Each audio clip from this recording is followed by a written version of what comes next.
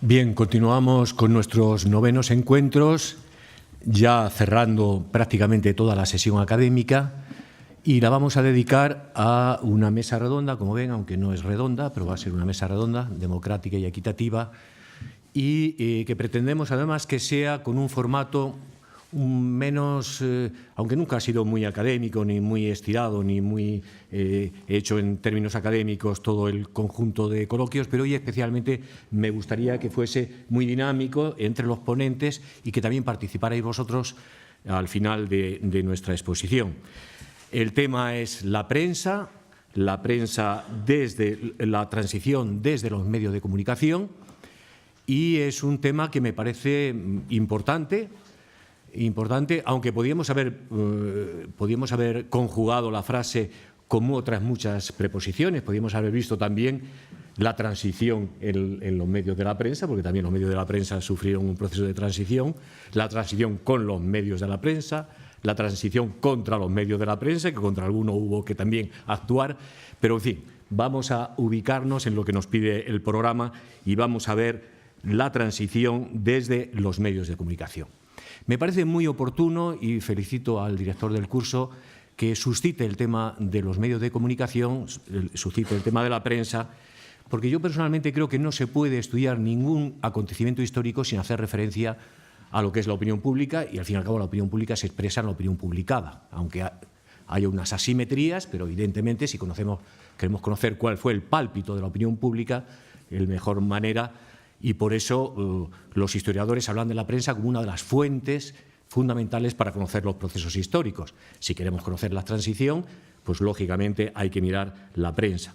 Pero la prensa además yo creo que me van a permitir dos citas, dos elementos fundamentales. En primer lugar, decía Alexis de Tocqueville que la prensa es por excelencia el instrumento democrático de la libertad.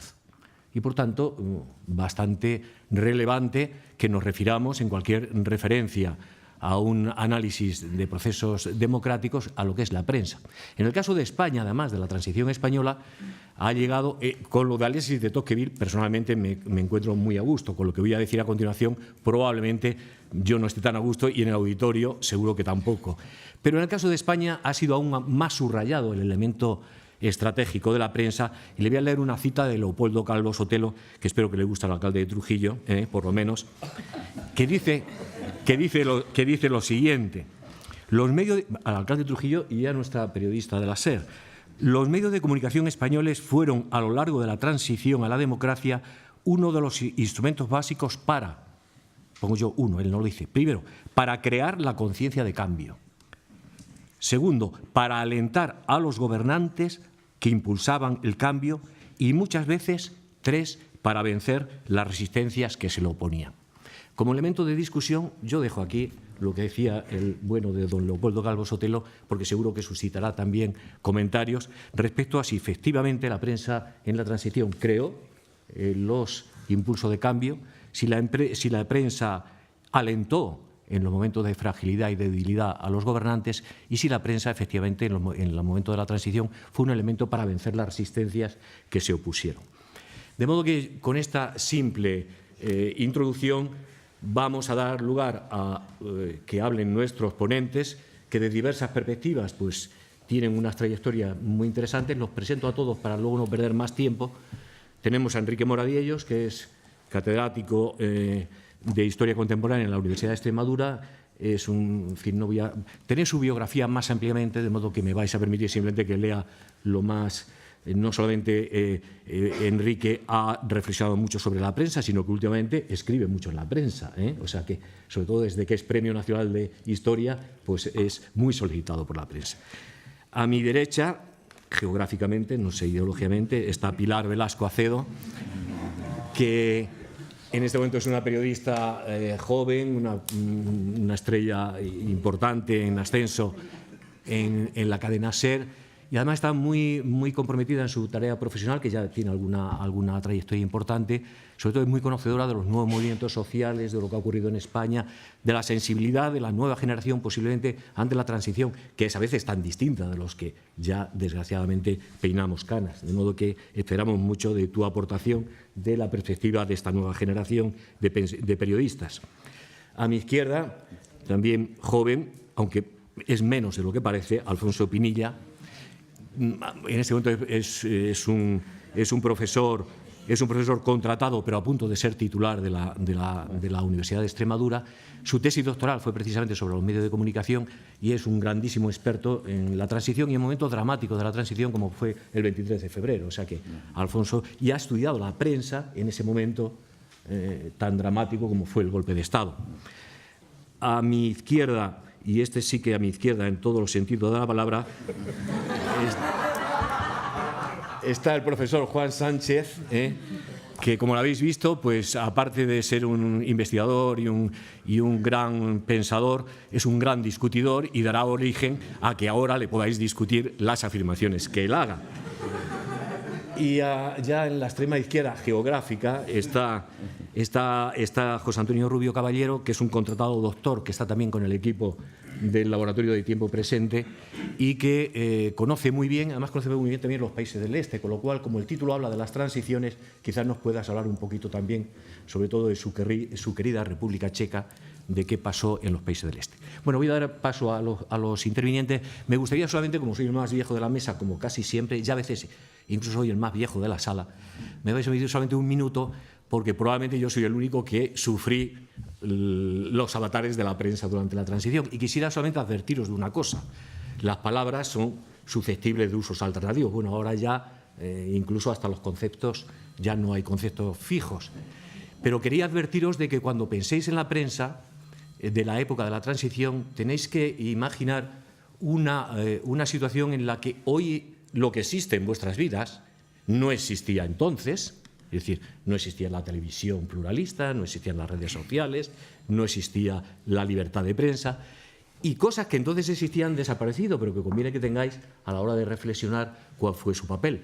Han desaparecido, vosotros no conocéis lo que es saber una prensa del movimiento, por ejemplo, en la primera fase de la transición, o un Estado con medios de comunicación social del Estado, que quiero recordar que desaparecen en España, me pongo la medalla, con el primer gobierno socialista. Es cuando se termina con los medios de comunicación social del Estado, que no eran pocos ni poco poderosos, porque sobre todo eran en aquel momento periódicos y radios, más la única televisión que también estaba en manos del Estado. Es decir, que cuando hablemos de prensa, pensar en la prensa de la transición, que es tan diferente de la prensa en este momento.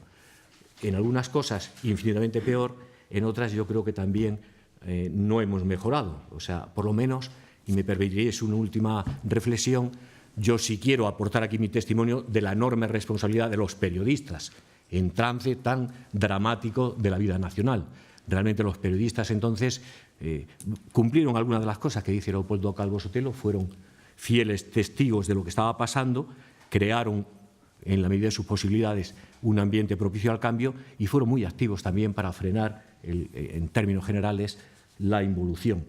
Hoy, sin embargo, a veces pensamos también en medios de comunicación que han perdido un cierto sentido de la responsabilidad y nos encontramos con empresas periodísticas, más que con periodistas, que al mismo tiempo pues, pueden tener el diario La Razón y el diario Avui, y es el mismo propietario, con lo cual, obviamente, el carácter de la información hoy ya se ha convertido en una mercancía. Entonces fue algo más que una mercancía. De modo que, primero, Enrique, que eres después de mí el más viejo, te cedo la palabra. Pues muchas gracias, Alejandro, por esta preciosa presentación. Y yo me voy a permitir hacer unas observaciones muy generales porque en esta mesa hay gente verdaderamente competente por profesión, por dedicación, por especialización ocupacional en los medios de comunicación y en la transición. Yo más bien he usado los medios de comunicación en mi investigación y ahora los uso como vehículo de difusión del conocimiento histórico. Y por eso, porque no soy un especialista, voy a empezar por hacer unas consideraciones que Alejandro inmediatamente dirá: te vas por los cerros de Úbeda. A veces, para ver bien el lugar, hay que irse a los cerros de Úbeda. Y voy a hacer unas reflexiones sobre el sintagma que tenemos ahí, que es el que es, podría ser otro: medios de comunicación desde las transiciones desde los medios de comunicación. En cuanto al primer elemento del sintagma, las transiciones, no me resisto a señalar que de todas las posibles que hay, yo creo que nos vamos a centrarnos en aquellas transiciones que conocemos, que hemos estudiado, que han sido aquí utilizadas como elemento referencial. Las transiciones de los años 70, de la Europa del Sur, que son, lo señalaba Ricardo muy perspicazmente, transiciones de regímenes y sistemas políticos o sistemas jurídicos institucionales autocráticos a sistemas liberal-democráticos, pluralistas. Luego las de los 80 en América del Sur, sobre todo en el Cono Sur, no solo, pero básicamente, que son algo parecido, sistemas autoritarios, dictaduras militares, juntas militares, etcétera, a también sistemas democráticos, más o menos pluralistas, más o menos tutelados o vigilados, pero donde, subrayo, el proceso transitorio afecta a la esfera de la decisión política y a las instituciones y legalidades que la inspiran, no al sistema económico, no al modelo social, no al homo soviético, no. Sin embargo, los de los 90 nos presentan otro tipo de transiciones. Son transiciones no desde regímenes autoritarios a democracias, porque esos regímenes autoritarios eran autoritarios en la medida en que era un modelo social radicalmente alternativo a la tradición liberal, democrática o no, occidental. Eran sistemas socialistas. Una enmienda a la totalidad de la economía capitalista, de libre mercado, de libre concurrencia, llamémosla como queramos, que tiene unas características distintas, características que se parecen a lo que se utilizaba no solo en historia, sino en ciencias sociales, para denotar las transiciones antes de las de los 70.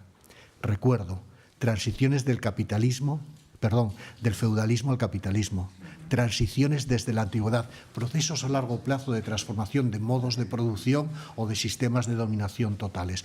Eso era lo que significaba en los años 70 transiciones. Eso era como se entendía, ¿no? Bien, lo primero, esta matización. En el fondo, esos procesos que estamos hablando, que ya son políticos o de modelo social, de una manera, lo digo provocativamente, como le gusta a Juan decir, provocativamente respetando el auditorio, tienen algo que ver con operaciones de demolición interna y controlada de un sistema que ya no puede subsistir, pero que hay que evitar que se colapse con demasiados estragos. Bien, el segundo elemento del sintagma es tan complejo como este otro y entonces todo se complica cuando creemos que decimos algo que entendemos claramente, medios de comunicación y transiciones. Pues hay ahí muchísimas más vueltas de lo que parece. Los medios de comunicación, en esencia, creo que cabe entenderlo medio, instrumento mediato de comunicación. Tiene que ver con la generación, la circulación y el consumo de la información. Entendiendo aquí por información, no necesariamente conocimiento, puede haber bulos, es más, es parte de la realidad que haya mentiras. La mentira aparece en la medida que ahí su contrafigura la verdad, ¿no? Información, valores, acontecimientos, juicios, cosas a veces completamente peregrinas, pues puede haber un unicornio en la vida, o un círculo cuadrado, o nieve frita, y eso es también información, no necesariamente conocimiento. Bien, pues tiene que ver con la información y con el hecho de que hay una opinión pública, una ciudadanía que la gesta, la consume, la hace circular, la cambia en el proceso de la propia circulación, una opinión pública que a veces es la publicada, o sea, tiene que ver con la socialización de la información y la socialización política de esa ciudadanía. Bueno, pues tomando en cuenta esto, quiero decir al auditorio, sobre todo más joven, que los medios de comunicación de los que estamos hablando para estas transiciones no tienen nada que ver con lo que hay hoy y lo que es vuestro elemento vital de experiencia cotidiana de lo que son los medios de comunicación. Decía Aristóteles, y esto no es Marx, es Aristóteles, pero pasa por marxista, que es la experiencia la que crea la conciencia. Bueno, pues la experiencia que tenéis de redes sociales, de Facebook, de Twitter, del teléfono móvil, de miles de canales que se pueden escoger o no escoger, o que pagas o no pagas, eso no existía ni en los 70, ni en los 80, ni en los 90. No es que estuviera o no controlado, es que físicamente no existían aquellas cosas. Estamos hablando de medios impresos, que son los de mayor legitimidad, porque empezó en el 3500 a.C. el registro escrito, medios impresos, diarios, periódicos y semanarios. Es que se puede entender la transición sin Cambio 16 o Triunfo. Hoy dirías, ¿cómo una revista quincenal, a veces mensual, pudo tener tal protagonismo? Es que era un vehículo de socialización política democrática fundamental, que alcanza a lo que hoy podría ser, yo qué sé, lo más trending topic durante 300 días al año que pueda haber en Twitter. En segundo lugar, radiofónicos, que desde los años 20 ya es un elemento que compite, pero en inferioridad de condiciones en cuanto a legitimidad de la información que transmite y en cuanto a verosimilitud. La radio era importante por su inmediatez. Una persona te hablaba directamente, incluso, como decía uno de los críticos de la radio de los años 20, te tutea, sale un señor que te dice hola, como si me hubieran presentado. Pues eso era impresionante para la época, ¿no? Y finalmente, desde los 50, finales de los 50, la televisión, con mucho menos impacto en estos procesos de lo que parece. La prensa escrita, los medios de comunicación, fueron verdaderamente los fundamentales. Y claro, estas redes de comunicación, estos medios de comunicación, son muy distintos a los actuales. Para empezar, la relación es muy asimétrica. Los medios me informan y yo recibo, reconstruyo, pero yo no participo. Esto no es Twitter, ni tampoco es Facebook, ni es nada parecido, ¿no? ¿Qué papel cumplieron estos medios dentro de esas transiciones? Menciono solo dos, desde luego fundamentales. El control de la información y la pérdida de mecanismos de control de la información es lo que puso en cuestión la continuidad de algunos sistemas que se basaban en el control de la información. No solo, pero fundamentalmente, porque puede haber legalidad, pero también hay legitimidad y consensos, y esos vienen a través de la persuasión o de la falta de fuentes de persuasión contrarias que limiten el alcance de lo que, en este caso, los Estados quieran proponer. En España, desde la ley del 66 en adelante, la apertura de resquicios de libertad en los medios de comunicación fue creando un poderosísimo instrumento de socialización política democrática antes de que hubiera democracia. O sea, Cambio 16 en el año 74, y está en vida el Generalísimo, tenía, por decirlo así, editoriales de un alcance y una trascendencia que hoy es inconcebible, pero las tenía. El grupo Tácito, es que tenía un alcance en el ya que hoy es incapaz uno de imaginar, ¿no? Y otro lugar donde queda bien claro ese papel de destrucción de los sistemas autoritarios o totalitarios. La perestroika empezó como perestroika, reestructuración general, pero con un punto focal: glasnost, transparencia, libertad de información, relajo del control de la autoridad política sobre la circulación de noticias. Es que abrió la tapa de Pandora para destruir al régimen. La glasnost permitió ver de repente, comparar que si este es el socialismo realmente existente y estamos a la vanguardia del avance del mundo, ¿cómo es posible que estemos en la retaguardia del enemigo corrupto y decadente capitalista que está ahí al lado? Es que ya empezamos a ver cómo se vive al otro lado del muro, y no es precisamente mucho peor. En fin, en este papel los medios de comunicación fueron unos a favor, otros en contra, pero como tal, plataformas de destrucción de uno de los elementos de mantenimiento y persistencia y duración de los sistemas autoritarios, que es el control de esa información. Tenía razón aquellos que criticaban a Fraga con la ley del 66, por ejemplo, Carrero Blanco. En su realidad tenía razón. Como abramos la espita de la libertad de prensa, esto tiene fecha de caducidad. Por eso se tarda como mínimo 5 años en aprobar la ley de prensa del año 66, ¿no? Bueno, y con esto yo creo que ya he dicho bastante, y ahora hay doctores que tiene la Iglesia mucho más informados aquí. Gracias. Muchas gracias, Enrique.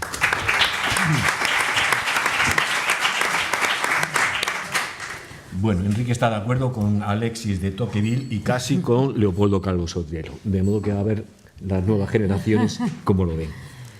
Bueno, muchas gracias sobre todo a Juan Carlos, el director, a Miguel Ángel, por esta invitación. Pues los periodistas, las periodistas siempre nos empequeñecemos cuando estamos en una mesa de tales eminencias. Así que nada, estamos hablando del papel de la prensa. Yo no soy una estudiosa, ni mucho menos de la transición. Los periodistas habéis dicho que somos testigos presenciales de los acontecimientos políticos históricos recientes, ¿no? Del momento inmediato. Y en este contexto sí me incorporé como periodista a un ciclo que yo creo que sí que es un ciclo, ¿no? En el que parte de nuevas generaciones, como subrayabas, están jugando un papel importante en este país. Estoy de acuerdo cuando citabas también lo de las ciertas características de los medios. En el periódico El País, a la entrada, hay varias frases y hay una de mis preferidas que dicen: un periódico es el lugar es donde un país tiene una conversación colectiva, ¿no?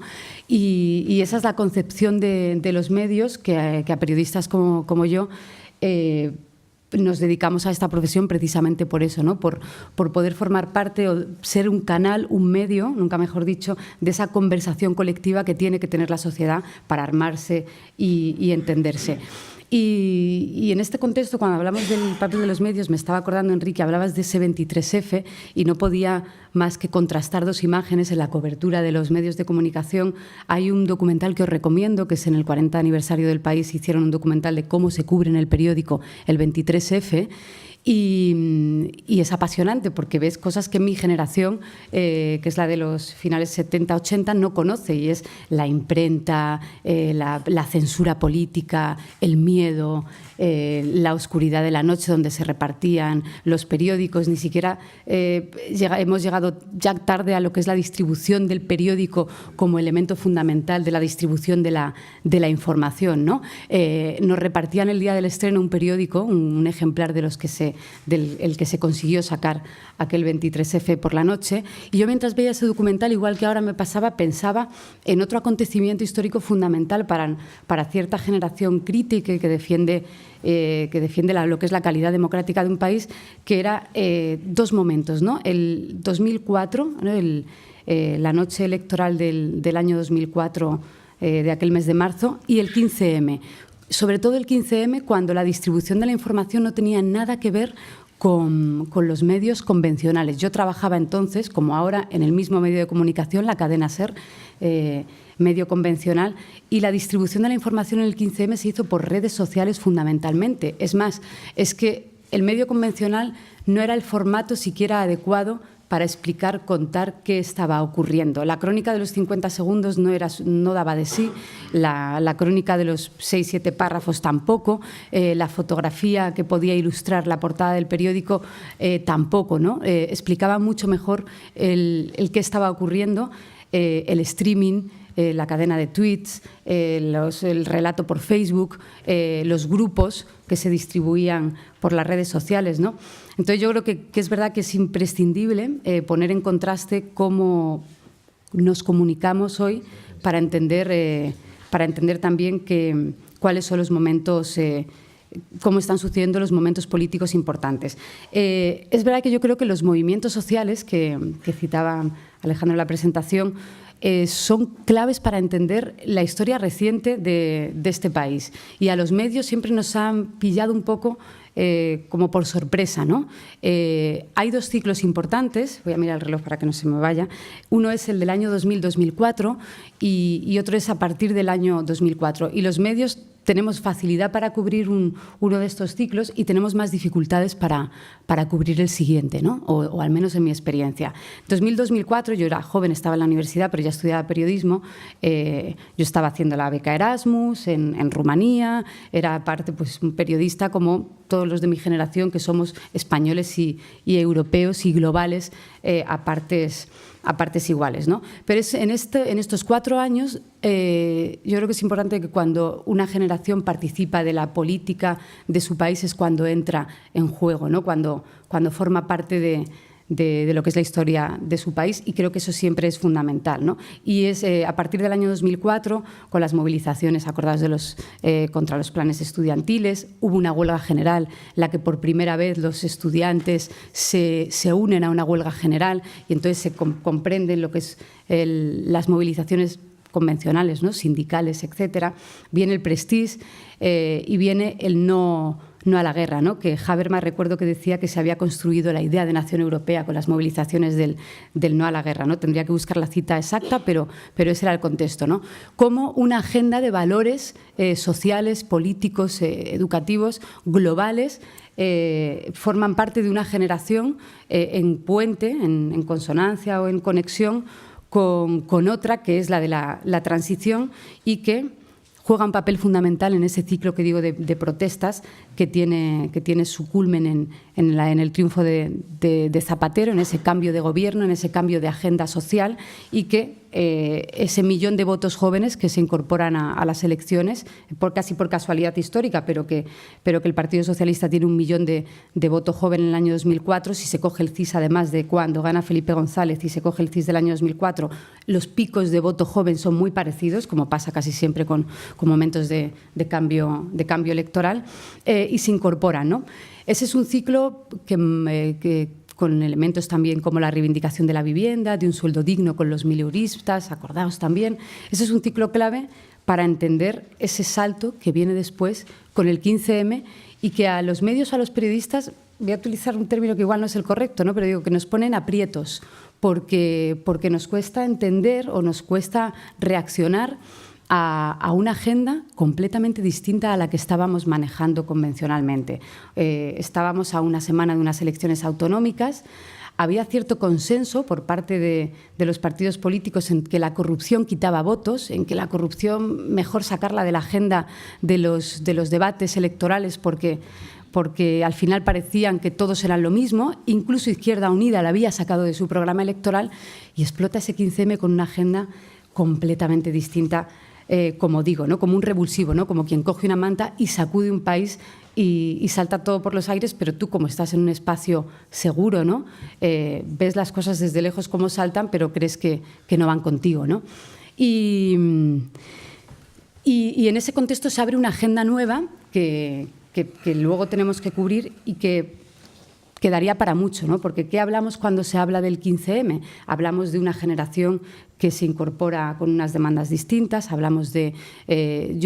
creo que no hay solo una demanda económica, la crisis económica no lo explica todo, ese 60% de paro joven del año 2011 no lo explica todo, esos 6 millones de españoles en paro tampoco lo explican todo, y se habla de un ciclo de movilizaciones en las que se encuentran un poco solos, porque los partidos convencionales están medio noqueados, ¿no? El Partido Popular ha ganado por mayoría absoluta, el Partido Socialista todavía está viendo dónde se coloca, y es clave, para entender este cambio, los casos de corrupción. Yo en ese momento me alegré mucho. Desde el año 2004 que entré en la radio me he dedicado siempre a hacer tribunales, investigación, corrupción, al fin y al cabo.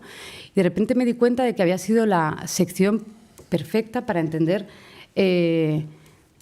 cómo se había deteriorado democráticamente y cómo se estaba deteriorando democráticamente este país, que eran precisamente las demandas de muchos de estos jóvenes, ¿no? No era solo que las instituciones no estaban funcionando para ellos, eran que no querían imputados en las listas, era esa falta de representación, eran grandísimos casos de corrupción todavía abiertos en los tribunales que afectaban a todas y cada una de las grandes instituciones del Estado. Afectaban a los grandes partidos con la financiación irregular, como Convergencia en Cataluña, como Partido Popular a nivel nacional, a la monarquía como institución, y así podemos ir, si se os ocurren, si hacemos una lista, hay un gran caso de corrupción, desgraciadamente, para cada una de las grandes instituciones. Había una falla, ¿no?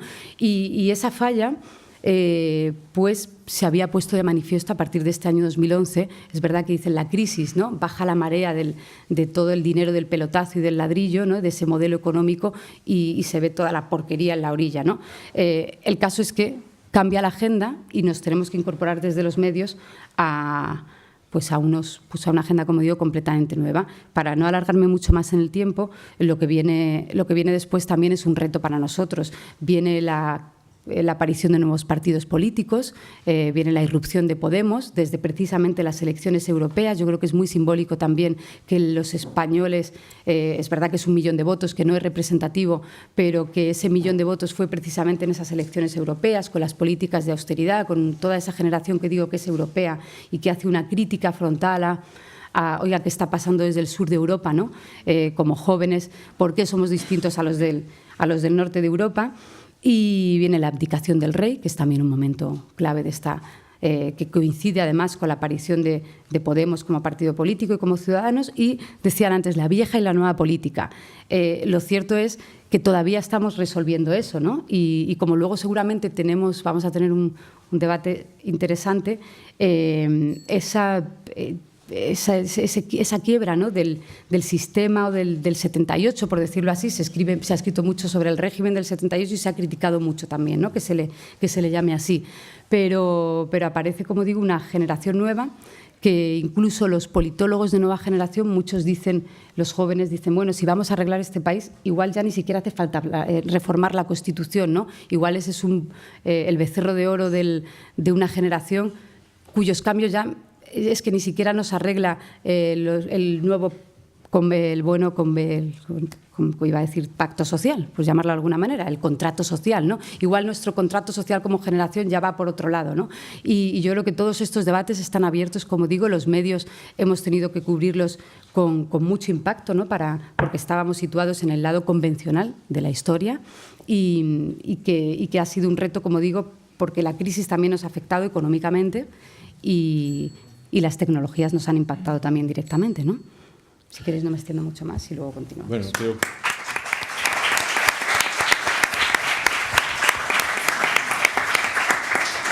Muchas gracias, Pilar. Yo creo que en el coloquio podremos hablar de esa nueva transición, que yo creo que es un poco lo del asalto al cielo, la perfección, y que efectivamente aún queda pendiente esa transición en nuestro país. Y que este público que tenemos aquí joven. De modo que el siguiente va a ser Alfonso Pinilla, y tienes la palabra, Alfonso. Muchas gracias, profesor Cercas.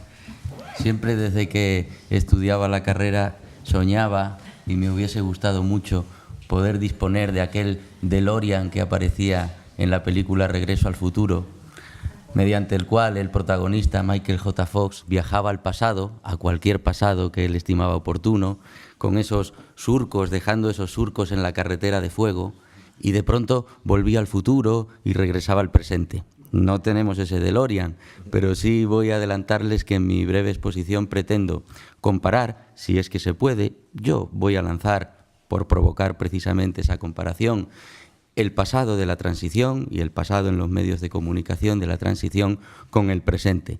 Probablemente, y debido a la falta de tiempo, el DeLorean quedará parado en el pasado, pero como habrá debate después, lo arrancaré para volver al presente.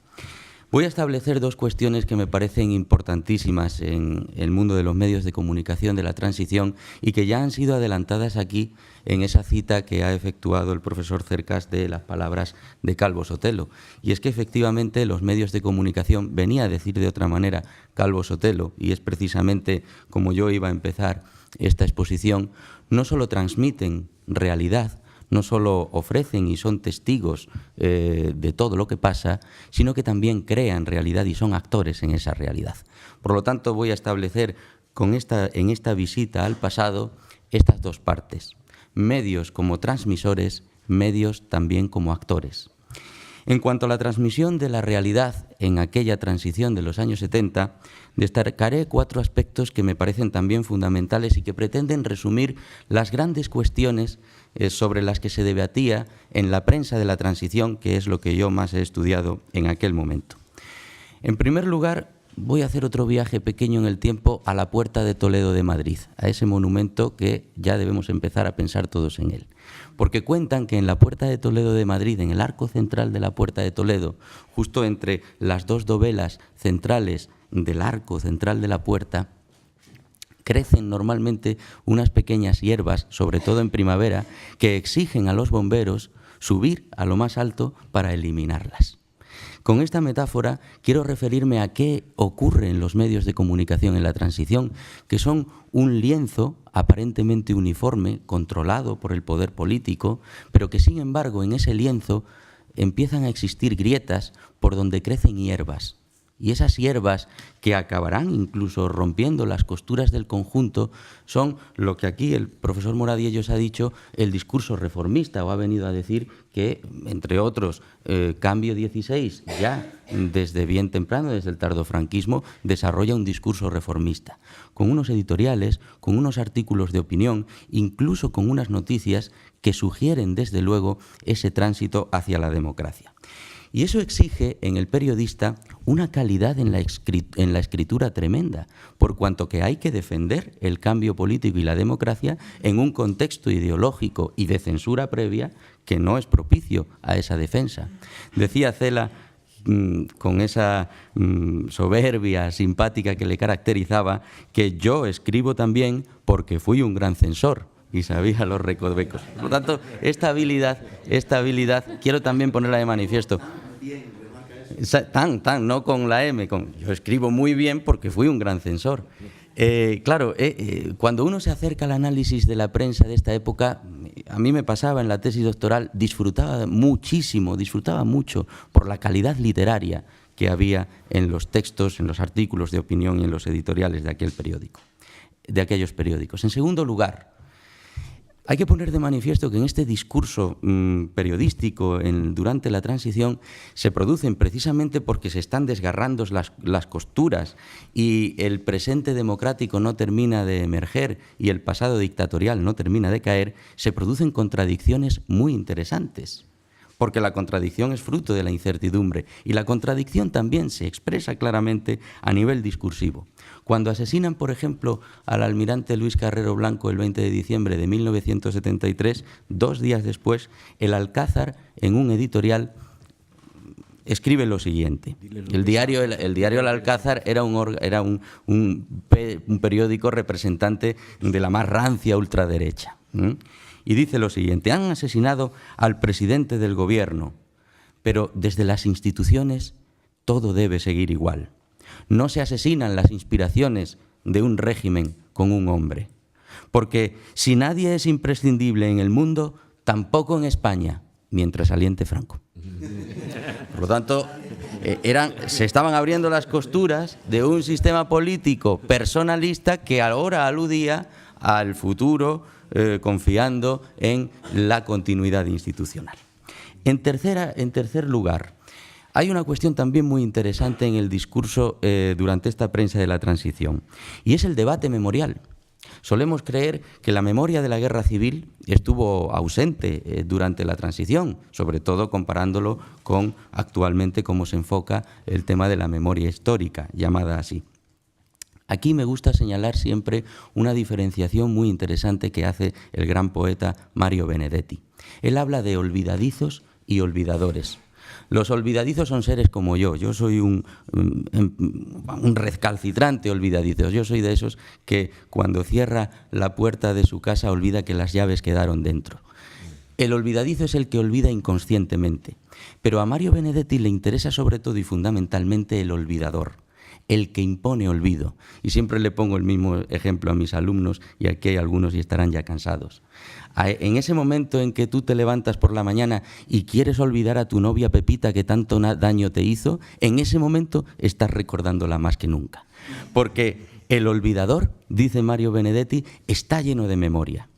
Es, si se quiere, una memoria en negativo, un recuerdo en negativo, lo que se hace cuando intenta uno olvidar conscientemente un suceso traumático del pasado. Y eso es lo que exactamente ocurre en los medios de comunicación durante la transición, que imponen a veces olvido sobre la guerra civil, precisamente poniendo a la vez de manifiesto que la guerra civil está más presente que nunca, en términos negativos, para evitarla, para no incendiar más el discurso, para no, en definitiva, volver a las andadas. Y hay otra cuestión sobre la memoria que quiero señalar. Y esto es un síntoma que luego, si me deja el tiempo y el DeLorean, lo haré cuando regrese al presente.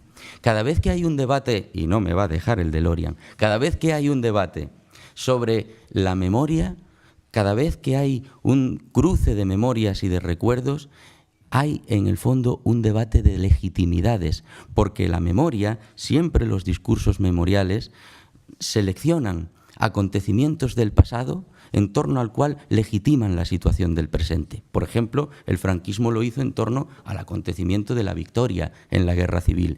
Esa era su fuente de legitimidad.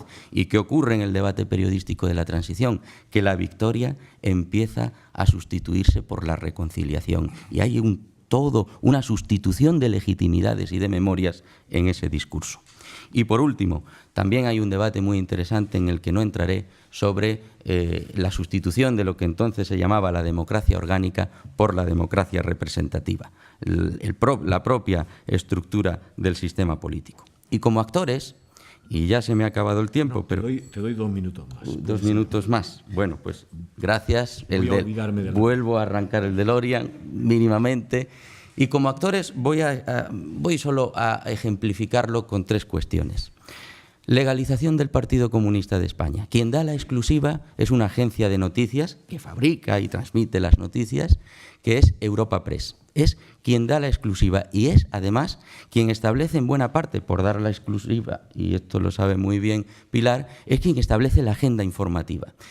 Las primeras entrevistas salen en Europa Press. Carrillo sale hablando en Europa Press a las 2 horas de legalizarse el Partido Comunista, afirmando que Suárez es un peligroso anticomunista, aunque reconoce que ha sido un importante demócrata.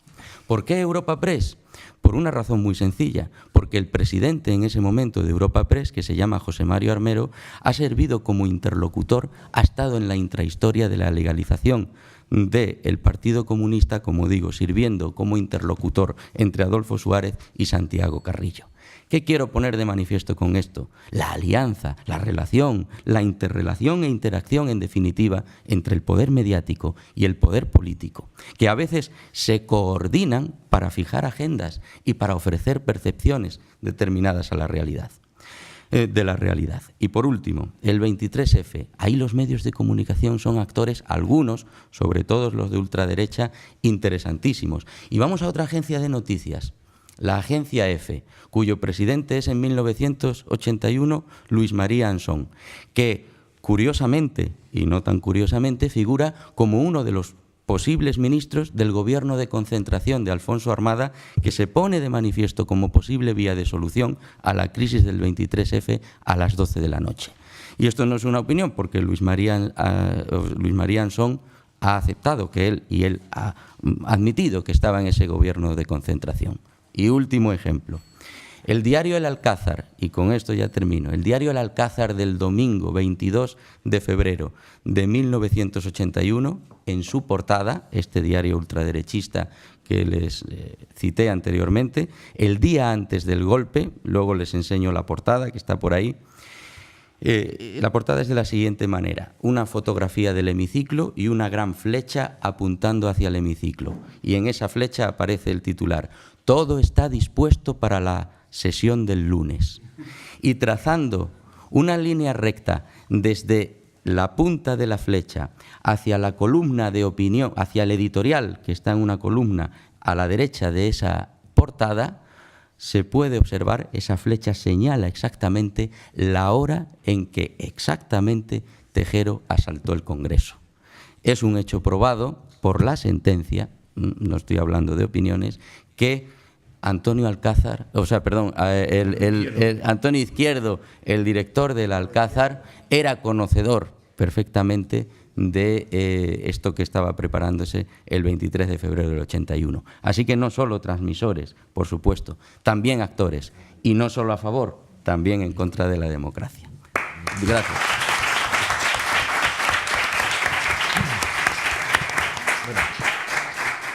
Ahora pondremos una mesa ahí con los libros de Alfonso, donde está esa fotografía y todo el análisis de la prensa. Era marketing, en el fondo era marketing. Luego me va a invitar a un café. Bueno, Juan, tienes el turno. Ahora sí que puedes dar muchas 10 gracias, minutos, muchas gracias. Provocar todo lo que quieras. Bueno, pues siguiendo a Leopoldo Calvo Sotelo, con el que parece ser que está de acuerdo Alejandro Cercas. Yo en desacuerdo. Creí entender que estabas de acuerdo No, con estoy en desacuerdo. Perdón, entonces, por Creo que la prensa no crea el cambio. El Bueno, deseo del bien, cambio. muchas gracias. La verdad que es muy agradable estar aquí y compartir con vosotros pues un curso del que yo ya hago un balance que yo creo que es muy interesante, ¿no? Porque hemos puesto énfasis en un aspecto fundamental que es la historia comparada, y tratándose de proceso de transición pues se ha puesto de manifiesto pues que ahí hay un futuro no solamente para los historiadores sino para otras personas de otros ámbitos académicos, pues para reflexionar sobre la realidad, que es de lo que se trata. Llevándolo al tema de los medios de comunicación, pues hay que decir que efectivamente, y como en la medida en que el auditorio es fundamentalmente de historiadores, a los medios de comunicación hay que acercarse con una doble mentalidad. Primero, como fuentes de información, que lo son, y segundo, como objetos de estudio. En la medida en que los historiadores tenemos que convertir a los medios de comunicación en objetos de estudio, pues tendríamos que ser conscientes de algo que ya ha quedado aquí de manifiesto en esta mesa. Reflejan la realidad, pero también forman y conforman esa realidad. Reflejan los acontecimientos, pero también los generan. Y en los momentos de transición, que son momentos donde confluyen el cambio y la permanencia, pero fundamentalmente el cambio más que la permanencia, la importancia que tienen es fundamental. Bien, pero claro, evidentemente los historiadores tenemos que conocer los contextos históricos. Y entonces resulta que a lo largo de la etapa contemporánea pues hemos pasado básicamente por 3 etapas que convendría considerar a la hora de valorar la importancia y la trascendencia de los medios de comunicación en los diferentes periodos que tendríamos que estudiar. 3 etapas básicamente son las que se podrían plantear y que coinciden básicamente con el siglo XIX, pues con buena parte del siglo XX y ya con el final del siglo XX y lo que se comienza con el siglo XXI. Las etapas serían las de la opinión, las de la información y las de la comunicación. No es que una acaba y la otra empieza, pero sí que los medios de comunicación de alguna manera han contribuido en los diferentes momentos pues, a conformar un estado de opinión, a conformar unos movimientos sociales, a generar una percepción de la realidad, a contribuir a que los individuos adopten decisiones en función de la información que reciben, que básicamente pues tenía esta intención o esta intencionalidad también condicionada por la propia infraestructura y por la propia capacidad y potencialidad de los medios. De manera que, claro, las transiciones que hemos estado analizando, básicamente habría que situarlas en la etapa de la información. Una etapa de la información en la que los medios son muy importantes porque es una comunicación unidireccional. El emisor tiene mucha influencia sobre un receptor masivo y heterogéneo al que intenta homogeneizar. Y de ahí la importancia que se produce en la transición democrática cuando hay determinados medios de comunicación con una audiencia cada vez mayor que lanzan determinados mensajes y que generan incluso determinados acontecimientos. No olvidemos también que cuando los medios de comunicación apuestan en un determinado sentido, pues se convierten en un potente amplificador de tendencias. El Parlamento de papel de la transición española a la democracia pone de manifiesto la importancia que tuvieron los medios cuando el Parlamento comienza de alguna manera ya a tener unas funciones que no estaban contempladas en la medida en que hubiera sido deseable por importantes sectores de la sociedad. De tal manera que ahora pasamos a otra etapa, que es la etapa de la comunicación, y eso nos genera muchas incertidumbres y muchos problemas. ¿Por qué? Pues porque, claro, en esta nueva etapa los medios de comunicación ya son otros y la influencia y la trascendencia que tienen es sustancialmente diferente. Claro, es una etapa en la que predomina pues, la interactividad, la instantaneidad y la horizontalidad. Y eso nos genera muchísimas incertidumbres a los individuos que consumimos estos medios o que no tenemos más remedio que aceptar la preeminencia de estos medios sobre los tradicionales. Claro, cuando ya se pierde el principio de autoridad, ya la comunicación, que en principio sería muy interesante, es decir, hemos pasado de la etapa de la información a la etapa de la comunicación, pero claro, como ya en una etapa de comunicación ya no hay, digamos, el principio de autoridad y la de jerarquía y digamos, la capacidad que se le concede de credibilidad a quien tiene, digamos, conocimientos suficientes como para transmitir las informaciones a un público necesitado de ese tipo de noticias o de ese tipo de reflexiones, pues porque es la única forma que tiene de acceder a la realidad, una realidad cada vez más internacionalizada, una realidad cada vez más global. De tal manera que ahí tenemos un problema considerable que es muy difícil de gestionar. Parece ser que, bueno, que si pasamos de la etapa de la opinión a la de la información y de la información a la de la comunicación, pues vamos progresando. Bueno, el progreso sería si verdaderamente pasásemos a la etapa que tendría que venir a continuación y que es la que nos plantea muchos problemas, que es la etapa del conocimiento. Ahí tenemos un problema, porque el conocimiento no es solamente comunicación.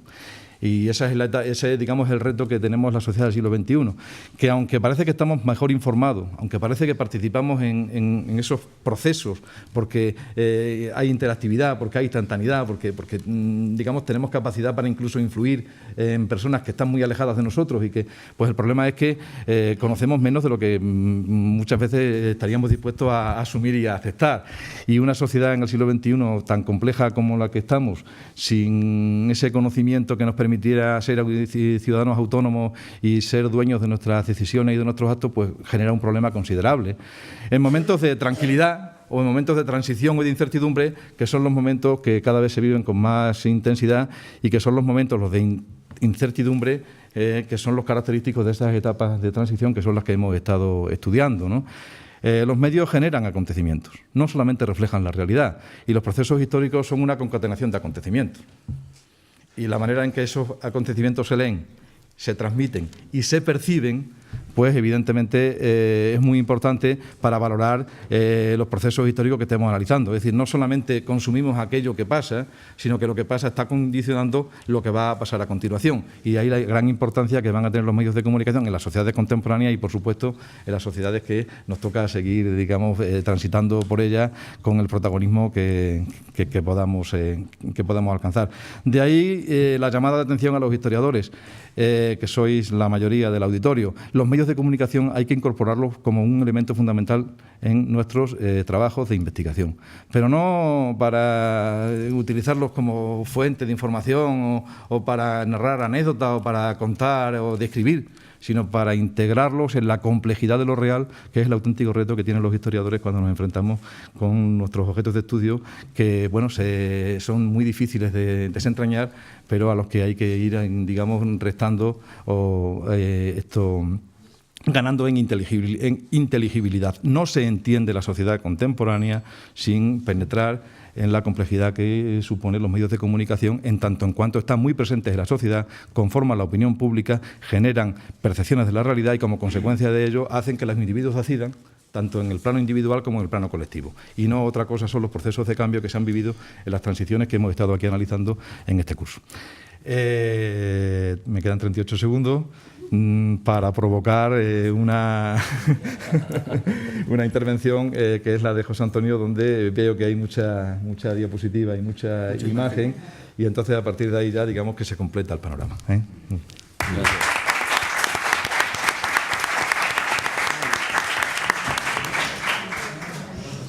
Querido Juan, el moderador está bastante de acuerdo contigo por esta vez y sin que sirva de precedente.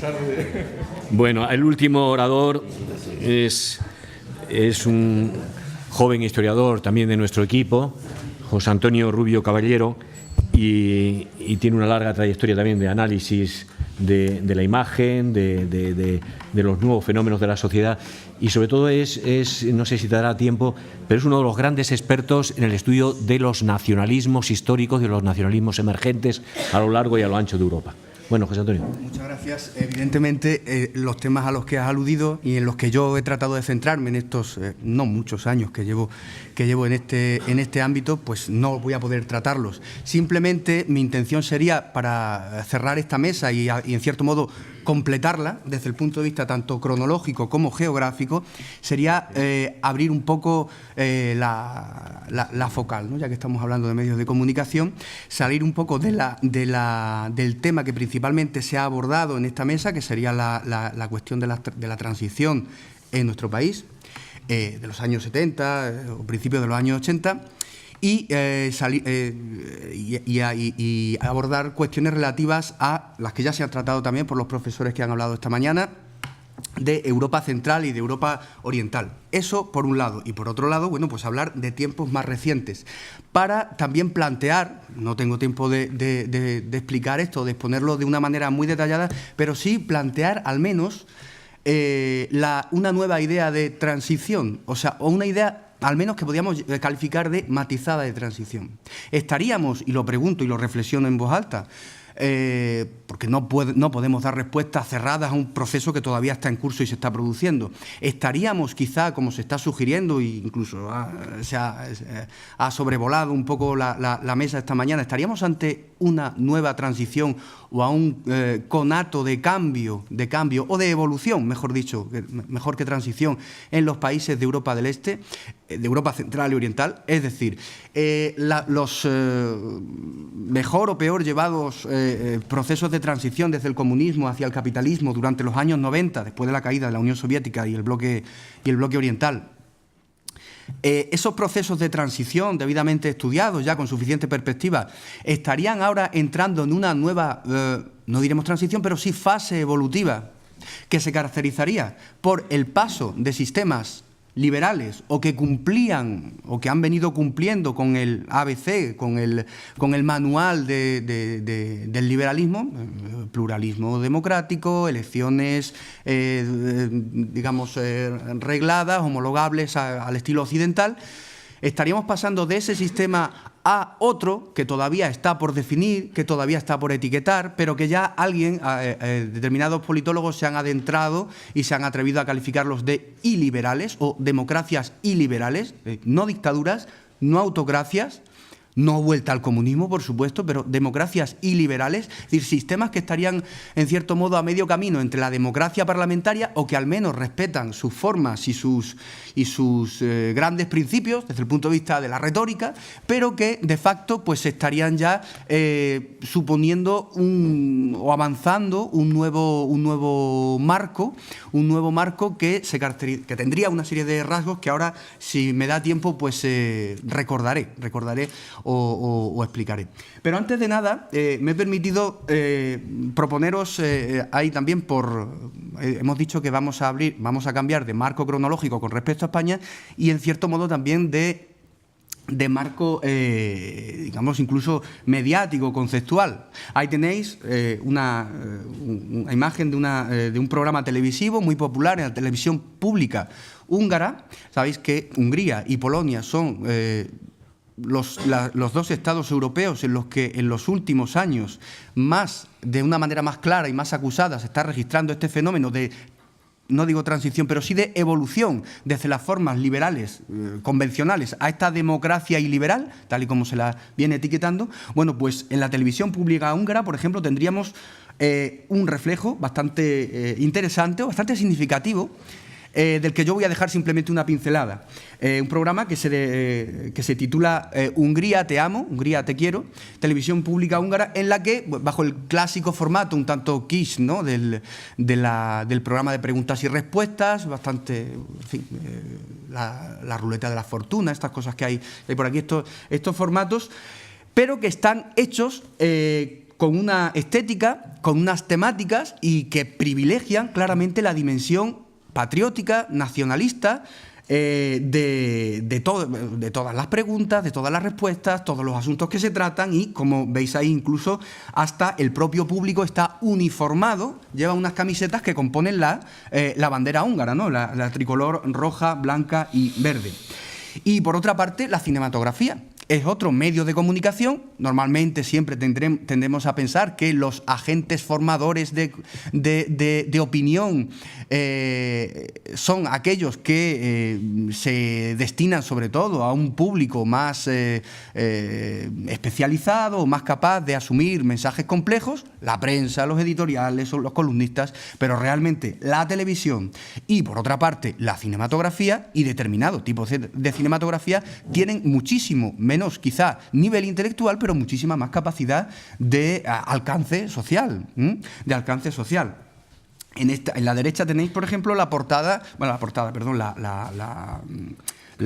cartel de una película que es una de las muchas producciones cinematográficas que están siendo incentivadas, cuando no sufragadas, auspiciadas y financiadas por el gobierno, el actual gobierno de Polonia, que en los últimos años, y salvo el paréntesis del gobierno de Donald Tusk precisamente, ha estado llevado por los hermanos Kaczynski, una Polonia que también está embarcada en ese proceso al que me refería hace un momento, de tránsito hacia una especie de democracia iliberal caracterizada por la exaltación de determinados idearios patrióticos, nacionalistas, en el caso polaco acentradamente confesionales y católicos. Concretamente, esta película, que creo que es de las más significativas, se llama Bitwa pod Wiedniem, es decir, la batalla de Viena. La batalla de Viena. Nos situamos, los historiadores, 1683, uno de los momentos clave de la historia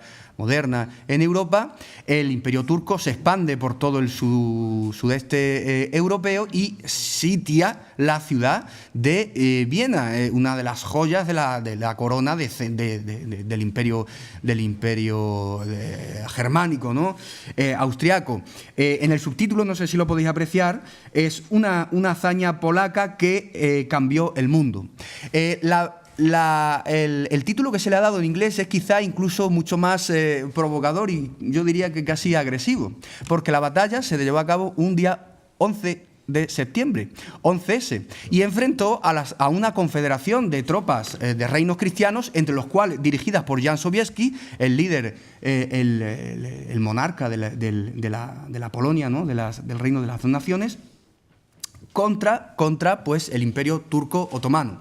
La significación que tienen estos, la posibilidad y la facilidad que hay para trasladar estos acontecimientos al momento presente, se trata de una película del año 2012, pues es evidente y no hace falta que sea muy explicitada. Con ello quiero decir, y no me quiero extender porque me quedan 4 segundos, es que la importancia que tienen los medios de comunicación, estos medios de comunicación a los que normalmente en ámbitos académicos damos muchísima menos importancia, la importancia que tienen, el peso que tienen para consolidar, para crear opinión pública. Y en el caso de la Europa oriental, la Europa central y oriental de los últimos años, cómo pueden estar también sirviendo, y ahí simplemente lo puedo dejar porque no me puedo extender más, cómo pueden estar también contribuyendo a hacer, no ese término con el que hablaba, al que se refería Enrique Moradillo conmigo ahora, antes del debate, no necesariamente una transición regresiva, porque eso ya quizá estaríamos hablando casi estaríamos adoptando un punto de vista y quebrando la asepsia exigida, pero sí a una evolución hacia, todavía muy bien no sabemos dónde, pero en cualquier caso nos ilustra perfectamente lo fundamental que supone el control de los medios, o al menos la influencia de los gobiernos que están inmersos en ese proceso para condicionar, para mover, para movilizar y para generar nuevos estados de opinión. Es un proceso que todavía está en curso, que no está acabado, que no sabemos a dónde va a llegar, pero creo que sería la reflexión que yo quería sobre todo dejar sobre la mesa, es un asunto sobre el que tenemos que estar todos los observadores que estamos aquí, venimos del derecho, de las ciencias políticas, de la historia. Creo que es muy necesario que estemos muy pendientes y que los utilicemos, como decía el profesor Juan Sánchez hace un momento, no tanto como mera fuente inocente de información o de reflejo de lo que pasa, sino sobre todo como objeto de estudio. Nada más. Muchas gracias.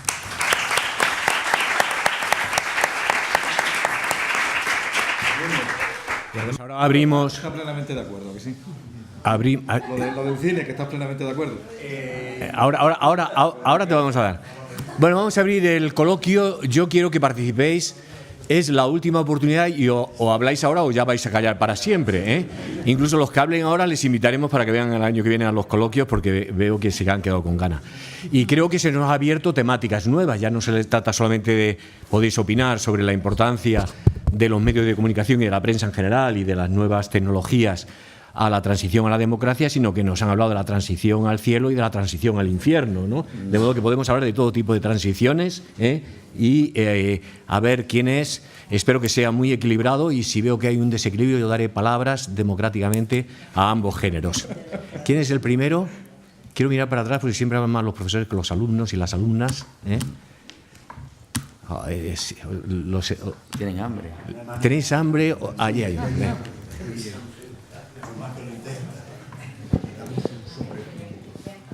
¿Cuánto tiempo nos queda? Hola, buenos días. Soy Eduardo, de la Universidad de Salamanca. Yo quería preguntarte, Pilar, ¿cómo valoras la adaptación en general de todos los medios de comunicación al nuevo fenómeno y sobre todo al fenómeno televisivo y a los tertulianos? Y también cómo se ha transformado un poco esa figura del todólogo, que podemos llamar. Ahí recuerdo un ensayo del profesor Sánchez Cuenca, de la Carlos III, que era la de desfachatez intelectual, donde hacía una crítica, por ejemplo, a grandes literatos españoles, como Javier María, Antonio Muñoz Molina, Cercas, gente que ha tenido una... no. Javier Cercas. Sí, pues mira, casualidad. Bueno, gente que ha tenido una magnífica obra literaria y que ha utilizado eso como una autoridad moral para escribir de cosas súper técnicas. Por ejemplo, artículos sobre el paro, etcétera, ¿no? ¿Cómo han utilizado esa autoridad moral para dar una legitimidad a cosas que hay gente muchísimo muchísimo más preparada y autorizada para hablar de ese tema. ¿Cómo los medios de comunicación han tenido que utilizar a esa figura más pop, que llaman más al público, para no perder una generación, digamos, la más joven, y no perder, digamos, el negocio de la comunicación también? Entonces, ¿cómo valoras todo este fenómeno de todólogos, de gente que habla de todo? Sabes que has planteado dos escenarios distintos y que son súper interesantes. Contesto rápido por si queréis contestar también. La verdad es que además estos dos fenómenos de los que hablas también surgen en un momento muy concreto, que es desde hace aproximadamente 5 o 6 años, ¿no? Con el impacto de la crisis económica y con todas las crisis sobrevenidas después, ¿no?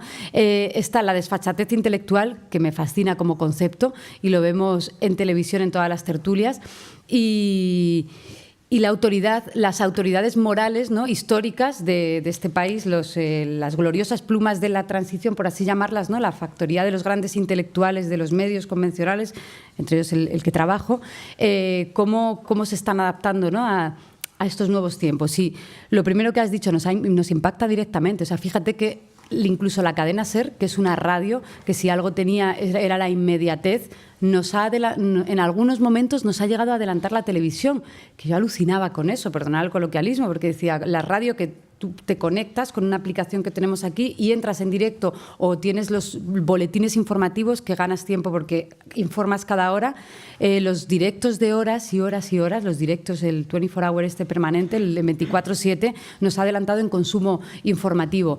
Y eso, claro, nos ha llevado a una reflexión de, oye, es que, como decíais antes, con la exclusiva tú marcas agenda. Pues que si tú no estás en lo inmediato, tampoco marcas agenda, porque lo inmediato se ha impuesto en lo informativo, ¿no? Y yo creo hay que buscar los contrapesos. Es decir, tú tienes que apostar en el medio por por voces, por intelectuales, por todo lo contrario a la desfachatez intelectual, pero tienes que estar en lo inmediato también. Es decir, yo cuando hago coberturas informativas quiero estar, apuesto también por el streaming, por esa conversación permanente que tenemos muy activa y que no podemos dejar de estar ahí porque se están produciendo cosas, ¿no? Es decir, acordaos de los 3 últimos meses de septiembre a diciembre con el proceso, con la ruptura independentista en Cataluña, aplicación del 155, teníamos que estar las 24 horas, quisiéramos o no, porque si no estabas dejando de contar cosas, ¿no? Y creo que hay que combinarlo con criterio. Si es que al final el criterio y la credibilidad son la médula espinal de los medios, ¿no? Da igual el formato, da igual las redes sociales, ¿no? Porque como decía al principio, con las redes sociales hemos contado momentos muy, muy importantes políticamente en este país, que lo convencional nos obligaba a formatos más rígidos que nos dificultaban, ¿no? Y las autoridades morales de las que hablan, pues es curioso. Aquí seguramente estaríamos en desacuerdo con eso, pero es verdad que se produce un choque, ¿no?, incluso de legitimidades, que me gusta mucho ese término, entre quienes están incorporándose a la agenda informativa nueva, un montón de jóvenes como vosotros, o sea, nuevas generaciones que tienen un discurso y unas demandas y unas reivindicaciones distintas a las de otras generaciones y que se encuentran, pues eso, con las grandes voces, opinando de manera, es que no quiero utilizar el término burdo, pero a veces con brochazos muy gruesos y además claro, se han ganado el privilegio, se han ganado los huecos en los medios que tienen, ¿no? Y vosotros, los nuevos, todavía no tenéis esos huecos. Entonces, claro, se produce esa descompensación entre pues, los Javier Marías, yo con todo el respeto a Javier Marías, y quienes tienen mucho que decir, pero no tienen esos espacios. Yo creo que también hay algo de bronca, precisamente porque es como, oiga, usted tiene esas tribunas y nosotros que llevamos 10 años, ¿no? Que ya es que llevamos 10 años de crisis a lo tonto, y con nuevos discursos, nuevas opiniones, nuevas voces, etcétera, etcétera, que los mayores no son capaces de entender, pues no las tenéis. Y yo creo que pues eso, ahí se produce esa deslegitimidad, como digo, que creo que hay que compensar, porque si no se compensa, estaremos produciendo, vuelvo a la imagen de la conversación colectiva, estaremos teniendo una conversación colectiva donde no están todos. Bueno, han pedido la palabra a todos. Yo voy a resistir la tentación porque he sido citado, pero Enrique tiene la palabra. Directamente. Sí. Muchas gracias. Bueno, yo te felicito por la intervención porque aborda un asunto crucial. Tú lo llamas el papel público de los todólogos. esas personas que tienen un prestigio por alguna faceta de su actividad, en este caso artística, literaria, y que la utilizan o la acompañan para hacer pronunciamientos públicos en tribunas donde pueden sobre temas que no son de su competencia como especialista. Puede ser la situación en Ucrania, el paro en España o la necesidad de la reforma constitucional. Y ahora entro como historiador. Eso no es nada nuevo. Eso no es nada nuevo. ¿Sabes a lo que define lo que acabo de decir? Y lo he hecho y tú no me dirás que no es un todólogo el que habla de esa manera. Eso define al intelectual, palabra que desde finales del siglo XIX se utiliza para designar a aquel que en un campo de especialización, por ejemplo literario, Émile Zola, se metan a hacer pronunciamientos públicos sobre temas sobre los cuales sabe tanto como tú o como yo, porque no son de su campo de especialización. El yo accuse es sobre si hubo o no garantías procesales suficientes para denominar al capitán Alfred Dreyfus como el traidor del Estado Mayor que pasó los secretos de la defensa de Francia al enemigo alemán. Eso es el intelectual. Cuando a un señor que se le llamaba Miguel de Unamuno, experto helenista, ese era su campo, catedrático de griego, traductor de Platón y de quien quieras, se le pide en la Primera Guerra Mundial nada menos que hable como figura central en el mitin de los aliadófilos en la Plaza de Toros de Madrid, diciendo por qué Francia es la defensa y olvidando que en aquel bando, año 14, está el imperio de los zares, es decir, la democracia está en peligro, como con Nicolás II en ese bando, menuda operación tan complicada, ¿no? Bueno, pues cuando él hace eso y empieza a hablar de geopolítica y etcétera, lo que está haciendo es lo que tú llamas hoy un todólogo y entonces llamábamos un intelectual, aquel que por su sabiduría en un campo, cuando opina de otros que no son los suyos, sin embargo le damos un plus por su prestigio, un plus de atención, incluso de referente moral y cívico para secundarlo. Eso fue siempre el intelectual y sigue siendo, ahora los llamamos de otra manera, tertulianos que hablan sobre lo divino y lo humano. Yo aquí diría lo que dijo un gran historiador, José María Jover Zamora, por eso me veis poco en tertulias.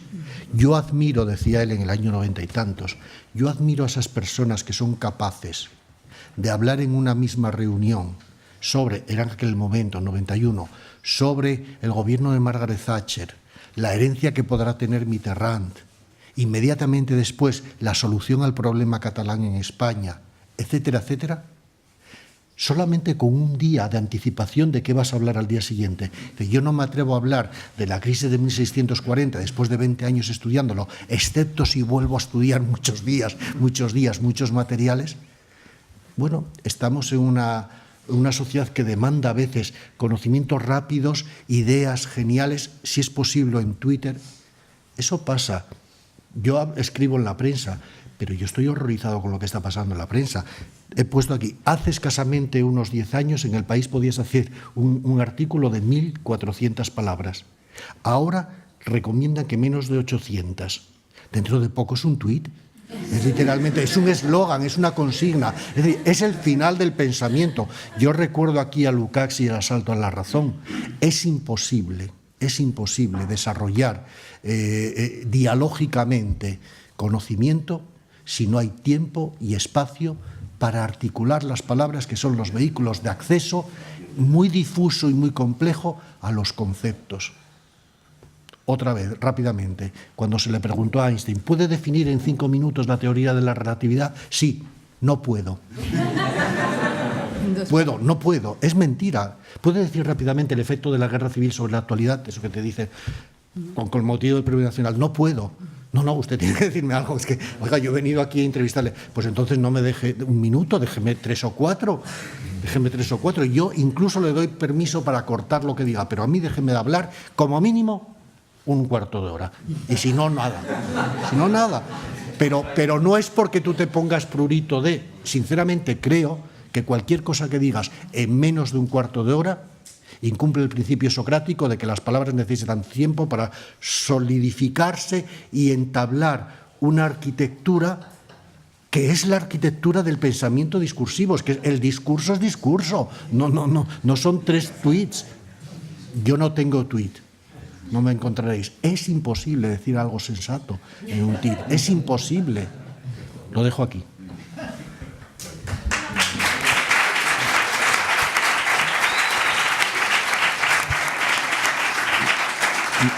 Me permitirás, Enrique, que diga que eso que hablas es pura utopía y absolutamente impracticable, porque si eso se llevara a la práctica, como decía el otro, si solamente hablaran los que saben de las cosas, en España habría un gran silencio. Un gran silencio. Bueno, Juan. Sí, bueno, pues yo en la misma línea de Enrique y casi, digamos, sumergiéndome en la utopía. Yo creo que el problema y el gran reto que tenemos en la sociedad por la que estamos ya transitando es más de los receptores que de los emisores. De lo que se demanda que de lo que se ofrece. No se demanda conocimiento. Y los emisores no ofrecen conocimiento. Y los emisores generan además una demanda de emociones y no de razonamientos. De tal manera que ahí tenemos un problema considerable que se corrige, yo creo que con el tiempo, y que se corrige pues con la educación y con la enseñanza. Y de ahí, digamos, la función que a medio plazo podemos desarrollar las personas que nos dedicamos a este mundo, pues es muy importante. Otra cosa es que sea suficiente y que consigamos verdaderamente los objetivos que nos podemos proponer. En otra medida, pues claro, cuando ya la información antes era teledirigida y ahora ya todos tenemos la misma capacidad para emitir mensajes, pues ahí tenemos un problema. Ahí tenemos un problema. Entonces, si lo que demandamos es instantaneidad o que la agenda informativa esté condicionada precisamente, pues porque hay que estar, pero ¿estar para qué? ¿Cuántas veces se le ha puesto el micrófono a la madre de Gabriel y al vecino de Gabriel y a no sé qué? Es decir, eso es conocimiento, eso es apelar a razonar sobre la problemática, eso es apelar, digamos, a instintos, a nociones, a cuestiones que, bueno, pues que hablan mucho de la sociedad en la que estamos, de los medios que tenemos y de la manera en que nos enfrentamos con la realidad.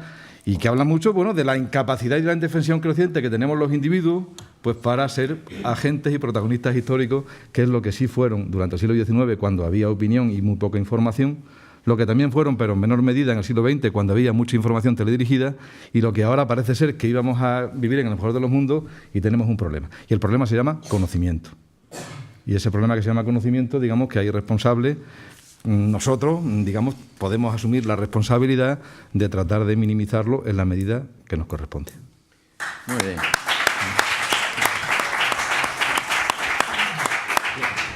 Buenas, yo soy Daniel, de la Paro Davide. Lo primero, enhorabuena a todos. Y lo segundo, me gustaría lanzar una reflexión sobre los problemas de la democracia relacionados con la información, el acceso y demás. Lo primero es que las nuevas tecnologías, pese a las ventajas que nos ofrecen, tiene la problemática de que concentran información en un solo sector ideológico y demás. En el ejemplo de las cookies o el filtro burbuja. En el sentido de que, por ejemplo, en Facebook o Twitter, si nosotros seguimos a determinados autores, intelectuales o todólogos, como ha dicho el compañero anterior, siempre vamos a recibir información del mismo tema. Se ha visto, por ejemplo, en el ejemplo de Cataluña, en el sentido de que al final, por un lado, cada vez se radicalizaban más los de un lado y en el otro extremo se radicalizaban más los del otro. Y una cita de Eli Pariser, el autor del filtro burbuja, de la teoría esta, que nos dice: la democracia requiere que los ciudadanos vean las cosas desde otro punto de vista. Pero en lugar de eso, cada vez estamos más concentrados en nuestras burbujas. Y yo creo que resume básicamente el problema que tenemos actualmente los jóvenes para acceder a información libre, distinta, que nos permita aprender más de lo que ya nosotros creemos que sabemos, que no sabemos mucho en realidad. Y por otro lado, hablando de medios de comunicación en España, uno de mis programas favoritos, Salvado, de La Sexta, no sé si gustará aquí mucho. Y me gustaría traer una cita de Pedro Sánchez, en aquella entrevista tan polémica que hubo hace ya unos años, que decía así: lo que ha ocurrido en los medios de comunicación es sintomático de los males que acechan a la democracia, que estén en manos de pocas empresas que nada tienen que ver con los medios, como el sector financiero.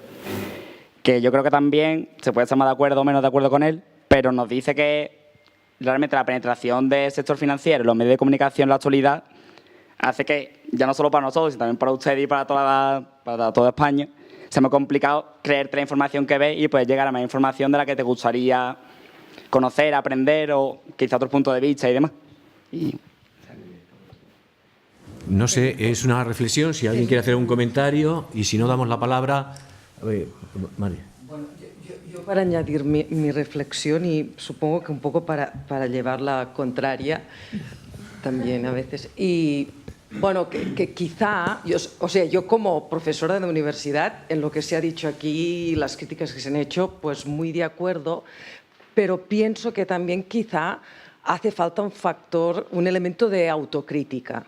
Es decir, creo que hay cosas que han cambiado y que quizá los que querríamos ser autoridad tampoco sabemos adaptarnos y transmitirlo adecuadamente.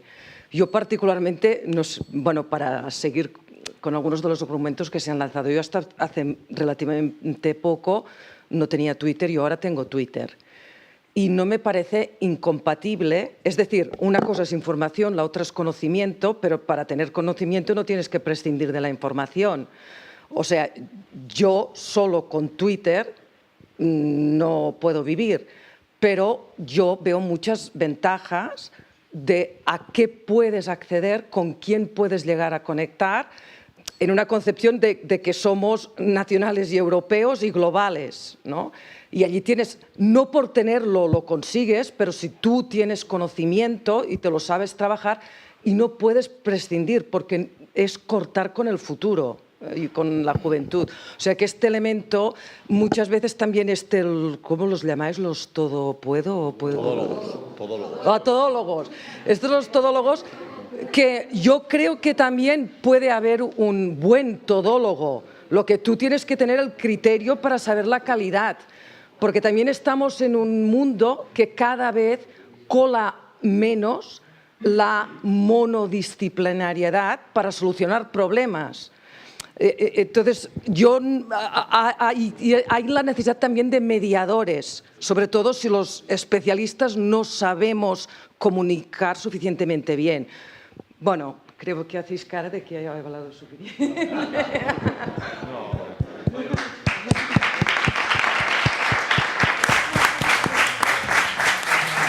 Vamos a dar una última palabra, si existe, brevemente. Brevemente. Casi formato tweet.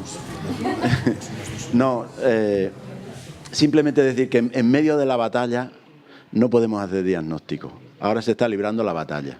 Entonces, está viniendo lo nuevo, lo viejo todavía no ha terminado, pero cuidado. Y lo decía en mi primera intervención el primer día. Esa idea de progreso que nos metió la Ilustración, tenemos que empezar a revisarla. El futuro está por escribir. Los historiadores no somos profetas. Analizamos lo que ha sucedido. Entonces, ahora mismo en el mundo del tuit hay mucha inmediatez, hay necesidad de estar donde hay que estar, se ha dicho, pero también hay mucha manipulación. O sea, también está empezando a aparecer la manipulación. Hay empresas que retuitean por orden del uno que les paga determinados mensajes para que sean trending topics, lo sabemos todos. Los políticos tienen ya su gabinete de retuiteadores para imponerse al otro político que retuitea menos. Algunos, claro, y los que no lo tienen, peor para ellos, porque no están en la batalla. Aunque sea un ejemplo muy lejano y se ha repetido muchas veces en la historia, como dice Enrique, no es nada nuevo. Yo voy a hablar de una frase de Napoleón. Echasteis el cetro de Francia al arroyo y yo lo recogí. Eso dijo Napoleón cuando le criticaban que era un dictador. Simplemente echasteis el cetro de Francia al arroyo y yo lo recogí. Y luego viene Lenin y luego vienen muchísimos más, ¿no? O sea, el peligro está ahí y la batalla está planteada. No tiene que acabar mal ni acabar bien. Es que no sabemos cómo va a acabar, simplemente. No ha nacido lo nuevo y lo viejo está todavía por morir. Y nada más. Muchas gracias. Bueno.